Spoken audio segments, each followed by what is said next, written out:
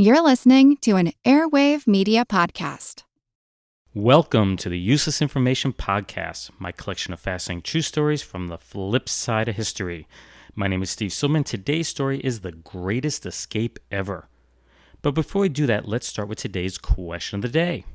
For today's question of the day, I thought I'd ask you about classic TV shows. I've been watching a lot of them over the summer, and I noticed that one famous long-running show began the title of each of its episodes with the words, The Big. It began with the words, The Big. And here are some examples. The Big Infant, The Big Pill, The Big Girl, and The Big Mama. Those really are names of some of their episodes. So which of the following shows began the title of each episode with the words, The Big? And I'll give you 6 of them in alphabetical order. Was it 1, All in the Family? 2, Bonanza, 3, Cops, 4, Dragnet, 5, Gunsmoke, or 6, MASH. Again, which of the following TV shows began the title of each episode with the words The Big? Was it 1, All in the Family, 2, Bonanza, 3, Cops, 4, Dragnet, 5, Gunsmoke, or 6, MASH? As usual, I'll leave you in suspense until the end of this podcast to find out the answer. And now for today's story that I've titled The Greatest Escape Ever, and that's with a question mark. And I should tell you that I recently watched a Nova documentary on the famous Great Escape of World War II. And maybe you've seen the movie with Steve McQueen and others, but my wife made the comment to me that I'm a sucker for a good survival story, and that really is true. But I explained to her that The Great Escape, which was an excellent story, wasn't my favorite. I knew of a much better one. It's one that is truly unforgettable to those that have heard it, but oddly, I know very few people that have. And it's the story of Slavomir Ravich and his great escape from a Soviet prison camp. Now, this story is both astonishing and almost unbelievable at the same time. And if you know the story, I encourage you to listen to the end because there are some updates you may not have heard of that have occurred recently. Let me first start by giving you a little background on Slavomir, or Slav for short. He was a well-educated man. He attended school to be both an architect and a surveyor, and while he resided in Poland, he did speak fluent Russian. That's because his mother was of Russian descent. He was also married, but to say he was married wouldn't be quite fair. He was just barely married, and that's because his wedding to Vera occurred on July 5th, 1939, while he was on a 48-hour leave from the Polish cavalry. And before the celebration was over, he received his orders to return back to his unit. And now he did see his wife on and off for a little bit here and there over the next few weeks, but believe it or not, that would be the entire amount for the rest of his life. Let's jump ahead to November 19th, 1939. This is about 4 months later, and it's an incredibly important date in Slav's life. That's because he was home again in Pinsk in Poland on a short leave from the military, and his mom, who was incredibly happy to have him home, decided to have a celebration in his honor. Now, just as Slav was about to talk to his wife for the first time in a while, the Soviet secret police burst in and arrested him on the spot and accused him of being a spy. Now, the charges against Slav were incredibly vague and would never, ever hold up in a court of law today. The assumption was that he had to be a spy simply because he was an educated man that spoke Russian, lived near the Russian border, and was enlisted in an army that was an enemy of the Russian state. Therefore, he must be a spy. Now, let's just say that the Soviet secret police were not nice at all. In fact, they subjected him to all types of horrendous torture. That included water droplets on the forehead, physical beatings that would be expected, lit cigarettes on the back of the hand, and, just so much more really bad stuff.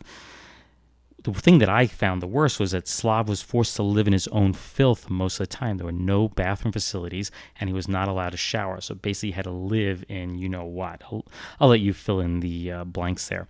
And this is all because he refused to sign a document stating the fact that he was a spy. He wasn't, so why would he sign the document? But one day, they fed him some fish that was laced with some sort of drug, and of course, while he was under its influence, he unknowingly signed the confession. Now that they had a signed confession, I'm not sure why they even bothered with a trial, but they did have one, and it supposedly lasted 4 days. And during the trial, they accused him of being a Polish spy, a Polish traitor, a Polish fascist, and so on. Just insult after insult. To make it even worse, at one point, the prosecutor in the case smacked him across the face 4 different times and accused him of being a professional liar. At the end of the trial, of course, they produced his signed document, the one that he signed while he was drugged, and, of course, they sentenced him to a long prison term. They gave him 25 years of hard labor. It's hard to believe, but he had been in prison about 1 year at this point, and he had been denied any form of human contact. That's when he was brought into the Lubyanka prison yard and realized that there were about 150 other men in the same condition. They had all been treated the same way. At that point, they were herded onto trucks and ultimately locked into railroad cattle cars. Each train was locked from the outside, and the prisoners traveled in complete darkness without toilets or any heat for the next 3,000 miles. Now, keep in mind, this is the dead of winter, and that they only had their thin prison clothing to protect them from the intense Siberian cold. After traveling for about a month, in December of 1940, the train just suddenly came to a stop. At that point, the men were ordered off, and they marched for 5 miles through the snow until they got to a potato field. There they met up with a whole bunch of other men, about 5,000 in total, it's estimated, and they were forced to spend 3 days in the cold wind and snow. They thought that they finally had a little bit of luck when a train arrived loaded with warm winter jackets, winter trousers, and rubberized boots, some protection against the cold. Now, while this was initially interpreted as a good thing, it turns out it was not. That's because the men were handcuffed to a long chain, 50 men per side, 100 men per chain, and they were pulled by a truck at about 4 miles per hour across Siberia. At one point, the trucks even got bogged down in the snow, and the chains were pulled by sleds with reindeer. They arrived at their destination during the first week of February, having walked for some 2 months and covering about 1,000 miles in distance. The prisoners were now at camp number 303, or 303, which was about 300 to 400 miles south of the Arctic Circle. This is a really, really cold, windy place to be. Now, upon entering the camp, they encountered 1,000 Finns that had arrived previously. But there was just one big problem. That is, there was no place for anyone to sleep. There was now 5,500 prisoners there and no barracks at all. So, of course, the prisoners were quickly put to work constructing some 20 buildings that could sleep 300 prisoners per building. Of course, all the prisoners were immediately given jobs, and Slav was no exception. He initially worked as a forest worker to cut down trees to build the camp, but after 1 month he volunteered to make skis for Russian soldiers. Now, this assignment brought with it 2 highly prized bonuses. First, he was working in the ski shop, which was heated. Think about it. You've been out in the cold for so long, and now you're working in a heated workshop. And second, by volunteering to do this, his daily allotment of bread jumped from 400 grams a day to 1,000 grams, and that will actually become important later on in the story. Then one day, the commandant of the base, a guy named Colonel Yushakov, came into the ski shop and asked if any of the prisoners knew how to fix his Telefunken radio. No one stepped forward, so Slav decided to offer his services. He wasn't really sure he could fix the radio, but he did own a Telefunken when he lived back in Poland. As surprising as it may seem, knowing how to fix a radio would prove to be the turning point in Slavomir's 25-year sentence. You see, upon entering Colonel Yushakov's residence, Slav met his wife Maria, who was the only woman on the base. In fact, she was the first woman he had seen since being arrested nearly 18 months earlier. The colonel and his wife treated him surprisingly well while he was working on the radio. Slav quickly figured out what was wrong with the radio, but he opted to drag out its repair so that he'd be called back several times. Now, Slav's conversations with the couple led him to the conclusion that they were also prisoners in a sense. Think about it, one didn't end up running a prison camp in Siberia for no reason at all. During one of the repair sessions, only Maria was present, and she asked Slav if he had ever contemplated escape. Now, it was something he had thought about constantly, but her question caught him off guard, and he provided no immediate answer. Now, she apologized on his next visit, but he decided to continue the conversation in the abstract. Slav pointed out that escape was impossible, and that's because of the isolation of the camp in the Siberian tundra. Think about it. They're in the middle of nowhere, a cold nowhere. But if he ever did escape, he would probably head 600 miles due east to Kamchatka and then hop a boat to Japan, and hopefully freedom, of course. Now, Maria pointed out that this would be a very bad move, and that's because at the time, the Kamchatka coast was heavily fortified, and he was sure to be captured. So he then suggested he would sneak aboard a train headed westward and work in the Ural mines until a later date. But again, the colonel's wife pointed out that this would be impossible because of the difficulties in obtaining both travel and work permits during the war.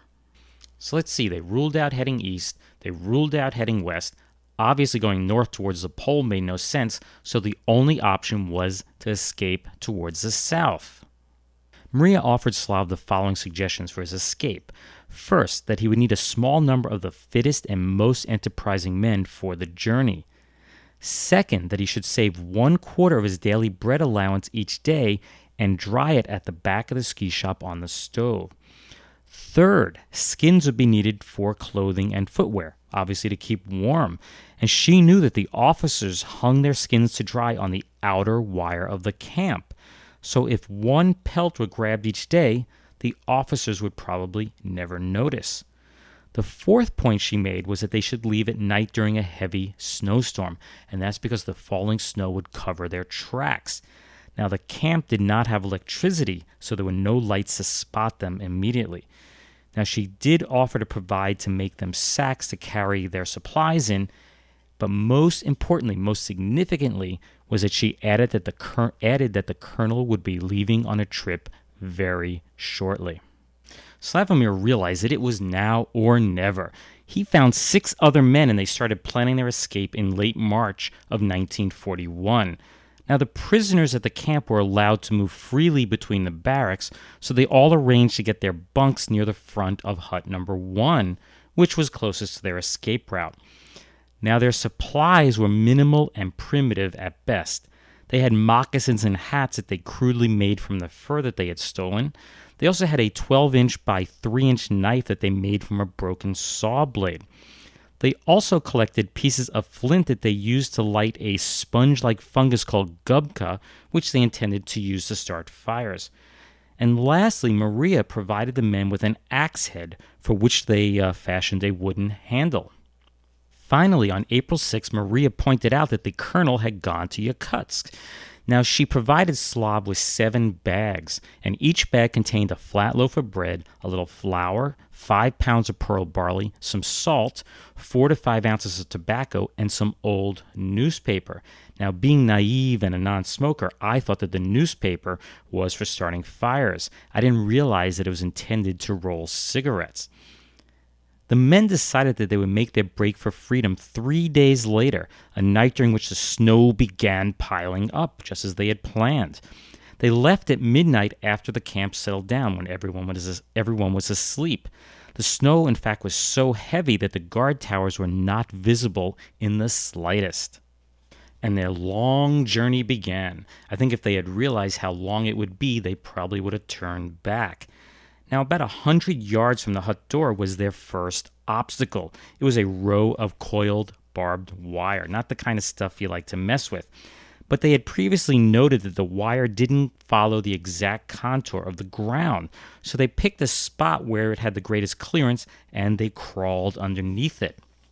Next, they had to clear a 6-foot deep dry moat that surrounded the camp, because if you think about it, you wouldn't put water into the moat because that would turn to ice and make escape even easier. Now, the tallest member of the group, a guy named Anastasi Kalamenos, I hope I'm pronouncing that right, I'm probably not. Anyway, Kalamenos jumped into the pit and the rest used him as a stepping stone. And of course, once they all cleared the pit, they pulled him out. Next, they encountered 2 rows of 12-foot-high timber walls that stood in their way. And between the 2 walls was a footpath that was used by the patrol guards. And again, Kalamenos' height proved advantageous. That's because the other men were all able to climb up on his shoulders and pull themselves up on top of the timber wall. But then they encountered another coil of barbed wire. And they actually cleared that much more easily than you would think. And that's because they simply jumped over the coil of wire and into the bank of snow that had built up on the footpath. And then they repeated this procedure for the second wall and the third coil of barbed wire. And believe it or not, they were now free men. Of course, they were far from civilization and there was the risk of getting caught, but they were free men, at least for now. Surprisingly, there was absolutely no sign of pursuit, yet they knew that they needed to keep moving quickly. And for the next 5 days, they traveled only under the cover of night, covering about 30 miles each day. And they didn't dare light a fire, because that may indicate their location, of course, would mean that they would get caught. As you would expect, every day they pushed farther and farther south, and they made Lake Baikal, the deepest lake in the world, by mid-May. But there they also encountered another surprise. They ran into a 17-year-old girl named Krystyna Polanska. She was a Polish girl that had escaped from a Western Siberia work farm after the foreman had tried to rape her. And ultimately she joined the 7 men on their escape to freedom. They finally crossed the Russian-Mongolian border during the second week of June, having covered an estimated 1,200 miles in 60 days. That's quite the haul. They now had little fear of recapture, but they knew that they needed to keep going. And they decided that their final destination would be India, because it was under British control at the time, and they knew that would mean absolute freedom. Unfortunately, they were not familiar with what lay in front of them. With no water and very little food, all 8 entered, get this, the Gobi Desert. And they ran out of food on the 5th day, but luckily, this is really lucky, they encountered a small oasis on the 7th day, which of course provided them with much needed food and water. On their 12th day in the Gobi, Krystyna fell unconscious twice, and they noticed that her legs were incredibly swollen. Sadly, she died the next day and was buried in the desert. Then on their 17th day, the same thing happened to one of the men. A 37-year-old Polish army captain named Sigmund Mikowski also died. They were clearly dying from the lack of food and water. Now, luckily, some mud was spotted on the 20th day, and they were able to extract the water by dipping the edge of their sack into the mud, soaking the water up, and then putting it in their mouths and sucking the water out of the cloth. But they still had no food. All they had seen during their entire trek through the desert was the occasional snake. And then for some reason, I don't know why they didn't think of this before, someone came with the bright idea, let's capture and eat the snakes. So they spent the next 3 weeks capturing the occasional snake and eating it for nourishment. And then they left the desert after about 30 days, and unfortunately the loss of 2 lives. It took the remaining men an additional 3 months to cover an estimated 1,500 miles of the Chinese province of Gansu and Tibet, which brought them to the biggest obstacle of them all, that is the Himalayan mountains. They lost a 3rd member of their team in early December. That's when a 28-year-old Lithuanian architect named Zacharias Marchinovas simply died in his sleep. In January, which is the dead of winter, they entered the foothills of the Himalayas. Some say the Himalayas, either way is correct. Now, the winter there was not as bad as what they had experienced in Siberia, but the men were in far worse physical shape at this point in their journey. They climbed up and down snow-covered ridges and valleys without any climbing gear. As you can imagine, the conditions were brutal, and the worst peak of them all took 6 days to go up and down. It was during this particular descent that a 42-year-old Polish member of the team, a guy named Anton Poluchevich, vanished while they were lowering him down.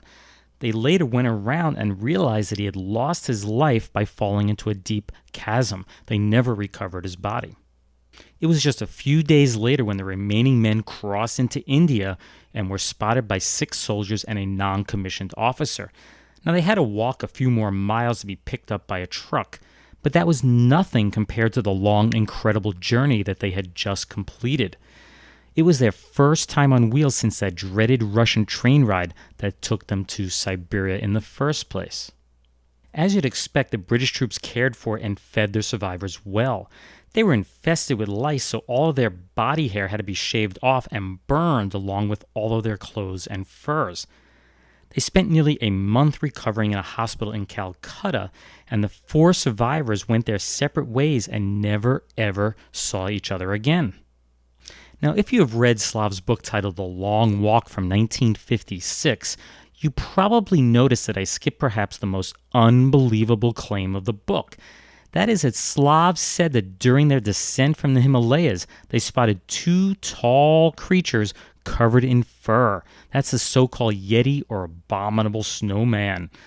Now, this claim, coupled with his account of traveling through the Gobi Desert for nearly a month without water, and of course successfully climbing the peaks of the Himalayas without any climbing gear, climbs that even the most experienced climbers would find difficult, has always brought claims that this book was a fake. Now, up until his death in Nottingham, England on April 5, 2004, Slav stood by the story and insisted that every detail was true. But recent facts have been uncovered that bring incredible doubt to the legitimacy of this story. First, a BBC investigation in 2006 of the Russian and Polish archives found out that he had not been imprisoned on trumped-up charges. Instead, Slav was sentenced for the killing of a member of the Soviet secret police. The documents, some of which were written in Slav's own handwriting, show that he was released from the Gulag in 1942 as part of a general amnesty program for Polish soldiers.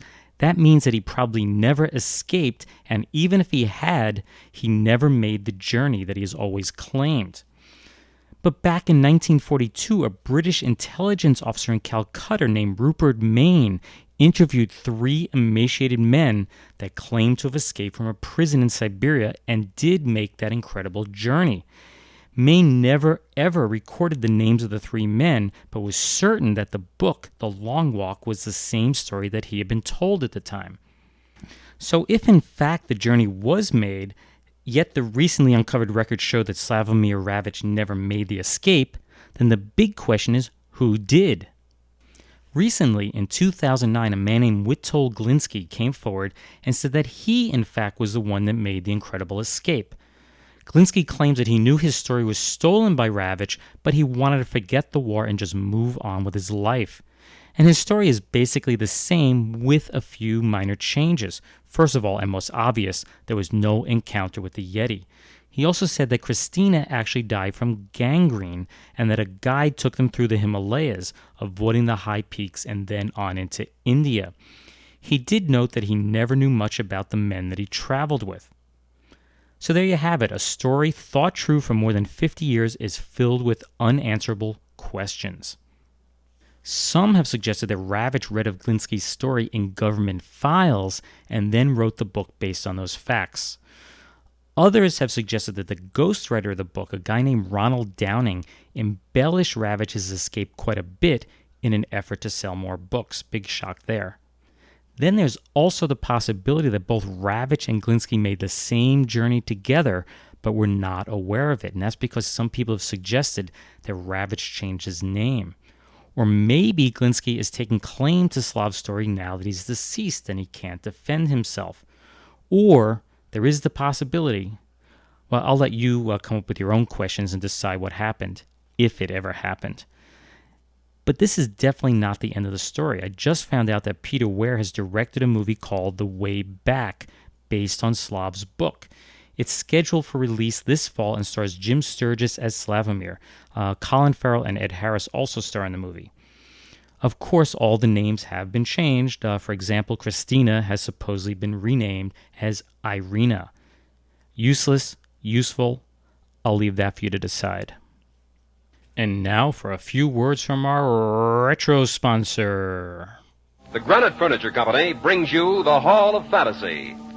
Listen now to original tales of the imagination and some of the classics of the supernatural as we take you down the corridors of the Hall of Fantasy to the mysterious realms of the unknown.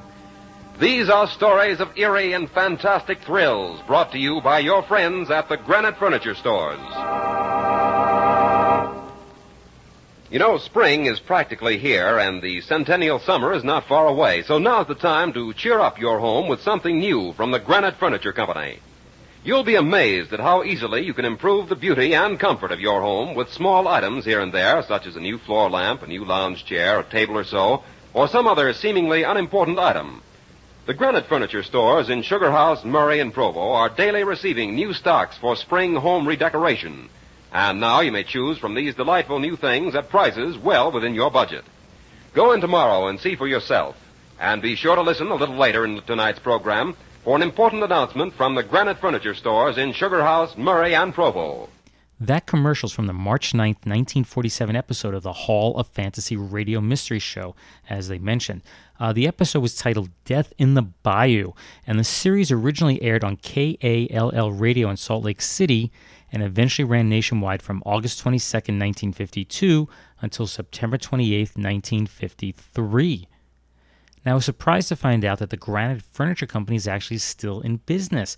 It was founded in 1910 by a group of 10 Sugar House, Utah residents, so it's currently celebrating its 100th anniversary in business. At one point, they had 3 stores in the Salt Lake City area. That was in Provo, Sugar House, and Murray. The Murray store was destroyed by fire in 1961, and the one remaining store was opened in April of 1989 in West Jordan, Utah. And now for a few totally useless yet totally true tidbits from history. It's time for to call News of the Weird Past. Our first little tidbit goes back to October 18th, 1945, and there it's reported that a 39-year-old motorist named Russell Moran was killed in a freak car accident in Port Huron, Michigan. It seems that another car driven by Mike Kasser of Detroit crashed into the rear of a horse-pulled hay wagon. The horses then broke loose and raced down the road. Moran, unfortunately, was driving in the opposite direction and hit one of the horses head on. A hoof went right through his windshield and killed him instantly. Our next little tidbit is dated November 24th, 1952, where it's reported that a Lake, Wisconsin resident named James T. Mullane was rolling a cigarette when he heard what sounded like a rifle shot in his home. It's enough to make anybody jump. But it turns out that a 2-pound fuel cap had ripped a hole right through his roof and kitchen ceiling and landed in a garbage bag. Amazingly, the bag was not ripped at all. The cap was traced back to a jet that had just taken off at nearby Mitchell Field in Milwaukee. Apparently, it was not locked in properly during the refueling. And our last little tidbit goes back to November 11th, 1959, where it's reported that U.S. Secretary of Labor James P. Mitchell made the promise back in April of 1959 to eat his hat if the number of people out of work rose above the 3 million mark in October. Well, it actually rose to 3,270,000, so he kept his promise and ate his hat in public. But this particular hat was quite tasty because it was made of mocha cake molded into the shape of a fedora. Now, if you're curious, the number of people out of work currently in the U.S. today is 14.6 million people. And now the answer to today's question of the day. And I had asked you which classic TV show titled each of its episodes with the words The Big. It was always The Big Something, such as I said, The Big Infant, The Big Pill, The Big Girl, and it goes on and on. Well, the answer is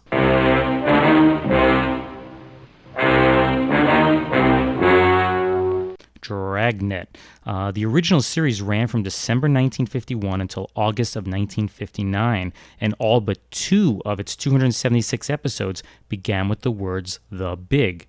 If you're curious, the 2 episodes that didn't were the first episode, The Human Bomb, and the 21st episode, which was titled 22 Rifle for Christmas. Now, the show is most famous for the catchphrase, "Just the facts, ma'am," and it turns out that was never ever said during the entire run. The closest was probably something like, "All we want are the facts, ma'am," or "All we know are the facts, ma'am," but they never said "Just the facts, ma'am." Well, I hope you enjoyed today's story titled The Greatest Escape Ever, as well as our question of the day on Dragnet, listening to our retro sponsor from the Granite Furniture Company, and the news of the weird past tidbits on the motorist killed by a horse's hoof, the falling fuel cap, and the day James Mitchell ate his hat. If you'd like to read more true stories just like these, please be sure to get a copy of one of my books. They are Einstein's Refrigerator and Lindbergh's Artificial Heart, and both are written by me, Steve Silverman, and they're available from your local bookseller, online, and from your local library. Now, if for some crazy reason you'd like to contact me, simply drop me an email at useless@steve.silverman.name. That's useless@steve.silverman.name. Or you can visit my website, which is uselessinformation.org.